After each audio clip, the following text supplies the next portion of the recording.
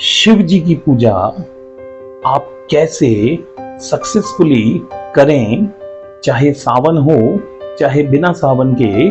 शिव जी की पूजा कैसे आप रुद्राभिषेक कर पाएंगे, शिव जी के रुद्राभिषेक में आपको क्या क्या सामग्री चाहिए, कैसे ये पूजा होगी, शिवलिंग पर जाकर आपको ये पूजा करनी है तो कैसे संभव होगी बिना पंडित के, क्या हम शिवलिंग पर रुद्राभिषेक कर सकते हैं।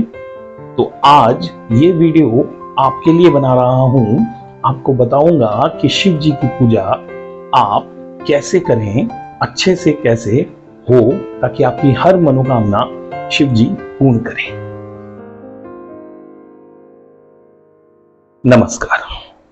ओम एम ह्रीं क्लीं चामुंडाई विच्चे। जय माता दी। माता वैष्णो देवी आप सबकी मनोकामना पूर्ण करे। आज हम इस वीडियो में बात करेंगे शिव जी की पूजा हमको कैसे करनी है, शिवलिंग पर हम रुद्राभिषेक कैसे करें। पंडित जी अवेलेबल नहीं है, बिना पंडित के हम कैसे करें। सावन में कैसे हम शिव जी को प्रतिदिन रुद्राभिषेक कर सकते हैं, कैसे हम शिव जी की पूजा करें ताकि शिव जी हमारी सभी मनोकामना पूर्ण करें। सबसे पहले आप ये लिस्ट देखें जो मैं आपको बता रहा हूं, क्या ये सामान आप इकट्ठा कर सकते हैं जो शिव जी के रुद्राभिषेक में आपके लिए बहुत जरूरी है, क्योंकि इन सामान के बिना शिव जी का रुद्राभिषेक नहीं हो सकता। देखिए, जो सामान मैंने आपको बताया है ये इजीली आपको अपने घर में मिल जाएगा। थोड़ा सा आपको मेहनत करनी पड़ेगी धतूरा के लिए। धतूरे के लिए आपको थोड़ा सा ढूंढना पड़ेगा, थोड़ा सा घूमना पड़ेगा। बेलपत्र आपको इजीली मिल जाएंगे। तो शिवलिंग पर जाकर, शिव मंदिर में जाकर आप रुद्राभिषेक कर सकते हैं। विधि क्या है इसकी वो जानिए, कैसे आपको ये करना है, कैसे सर्वप्रथम आपको ये सब करना है, उन सब चीजों के बारे में मैं आपको इजीली बता रहा हूं। बहुत ध्यान से समझिएगा शिवलिंग पर हम रुद्राभिषेक कैसे कर सकते हैं। देखिए, सबसे पहले मैंने आपको जो चीजें बताई हैं उनको बहुत ध्यान से समझ लीजिए। आपको शिव परिवार की पूजा करनी है, यानी शिव मंदिर में जाकर शिव परिवार की पूजा करनी है। अब अगर आप सावन में पूजा कर रहे हैं, आप नॉर्मल डेज में पूजा कर रहे हैं, तो आप इसको समझिएगा कि आप रुद्राभिषेक कैसे कर सकते हैं।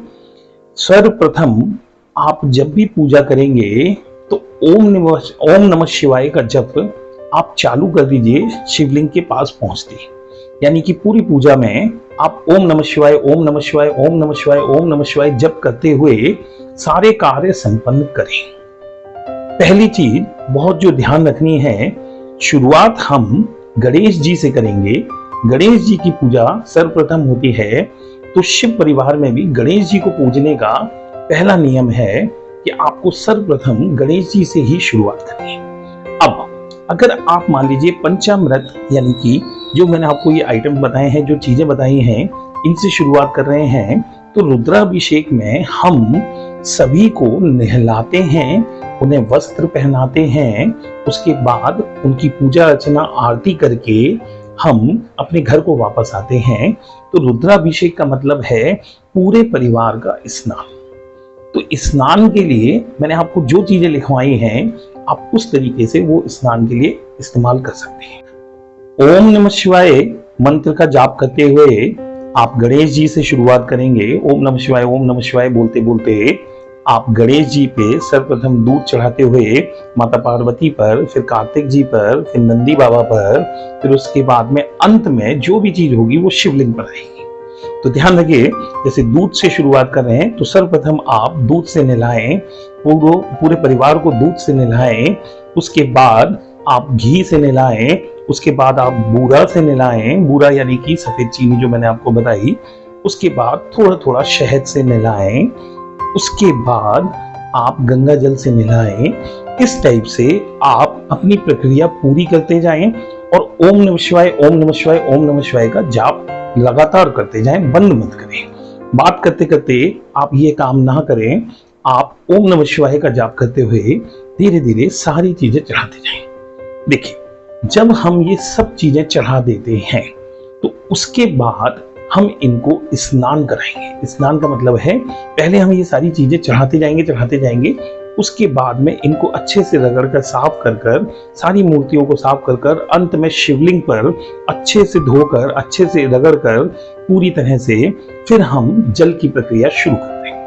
पहले हम गणेश जी को नहलाते हैं, उसके बाद माता पार्वती को, फिर कार्तिक जी को, फिर नंदी बाबा को और अंत में शिव जी को यानी शिवलिंग पर आप स्नान कराएंगे। अच्छे से जल से धोने के बाद, इन सबको बहुत अच्छे से धोने के बाद आप इनको एक सफेद सूखा कपड़ा या सफेद अच्छा स्वच्छ कपड़ा, उससे सारी मूर्तियों को साफ कर दीजिए। अब साफ करने के बाद में हम सबको वस्त्र पहनाएंगे।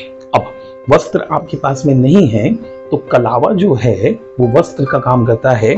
थोड़ा थोड़ा टुकड़ा तोड़ते जाइए और गणेश जी पर, फिर उसके बाद माता पार्वती पर, फिर कार्तिक जी पर, इस टाइप से आप सबको थोड़ा थोड़ा वस्त्र पहना दीजिए। इसके बाद आप गणेश जी को और कार्तिक जी को, नंदी बाबा को, उसके बाद शिवलिंग पर आप जनेऊ चढ़ाएं। देखिए जनेऊ का बहुत महत्व है, ध्यान रखिए जनेऊ सब पर चढ़ाना है। जनेऊ पहनाने के बाद में आप सबको इत्र लगाएंगे। इत्र लगाना है सबको, थोड़ा थोड़ा इत्र आप छिड़कते जाइए, थोड़ा सा उंगली में लेकर छिड़क दीजिए, अंत में शिवलिंग पर चढ़ा दीजिए। इस प्रक्रिया के बाद में अब आप सभी शिव परिवार को तिलक लगाएंगे। तिलक लगाने के बाद में देखिए सबको रोली और चावल से तिलक लगाएंगे। इसके बाद में आप सबको बेलपत्र चढ़ाइए। बेलपत्र अगर आप लेके गए हैं तो बेलपत्र चढ़ाइए। आप इस प्रक्रिया के बाद में सभी देवताओं को भोग लगाएंगे।